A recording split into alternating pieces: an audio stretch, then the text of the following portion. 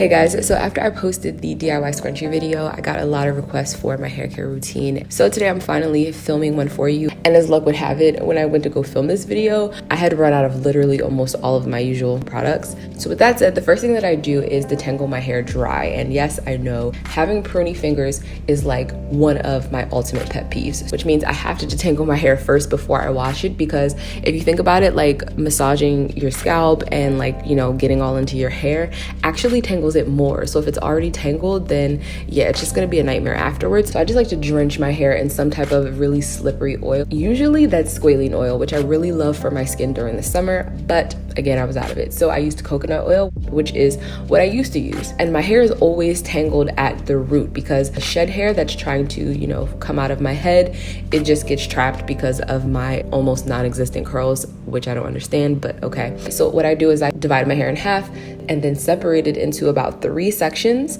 and just keep separating the hair within those sections to work those knots basically like down and help the hair escape, which as you can see, this is the result of just doing that. So I really try to just work the coconut oil in, and then I'll actually go in with a wide tooth comb, starting at the bottom of my hair first and then working my way up to the roots.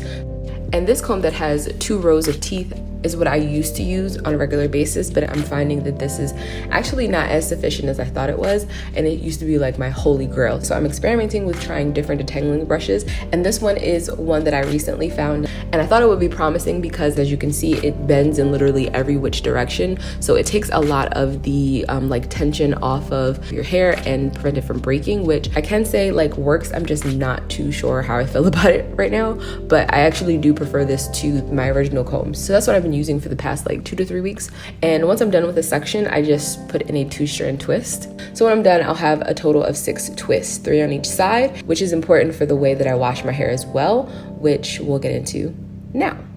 So once I get in the shower, I undo the twist on one side of my head because I'm going to wash one side at a time. And this is something that I've been doing over, I want to say the last like 6 months, because I used to actually just dump my head in the tub, but it's just not feasible the longer my hair gets, and also not great for my back, which is bad. So this has been working out for me lately. I am using my Holy Grail shampoo. I've been using this for years, and it is literally the only shampoo that has not completely stripped my hair. When I rinse this out of my hair, it is like I have already applied conditioner. Like, it is ridiculous. So I've tried other ones, they're okay, but this one is my favorite and the one that I literally always go back to. And like most, I work this into my scalp, but I don't just stop there. I have to apply shampoo to all of my hair because as you guys can see, I don't have the most definition. So I need to make sure that I get rid of product buildup. Otherwise, my hair is just not gonna do what I want it to do. So after I wash my scalp, I will apply more shampoo to the length of my hair and I will stroke it downwards and smooth it between the palms of my hands as you see me doing here, because I don't want to rustle and scrub the hair. That's not necessary. Technically, when you rinse your hair, the shampoo from your scalp will work its way down your strands, but I like to specifically apply shampoo to my hair because like I said, I want to make sure that it's clean. And as I'm doing this, I will get more shed hair, which I will just put on my like shower wall or on the glass. So just a little reminder, you guys should always be using some type of cover or something for your drain so that you don't get clogged pipes. I have one, but I still do this. And then of course I'll move on to the other side of my head, and once I'm done, now is when I would apply a conditioner or deep conditioner. But today I am just doing an apple cider vinegar rinse. So I'm temporarily using this measuring cup, and to that I add 2 tablespoons of apple cider vinegar per 8 ounces or 1 cup of water. And I don't just do this when I don't have conditioner, something that I practice normally, because I do find that I notice a difference in my hair when I do pay attention to the pH of the products that I'm applying. And you could leave this on, but I am going to rinse it out and then hop out of the shower to finish my routine.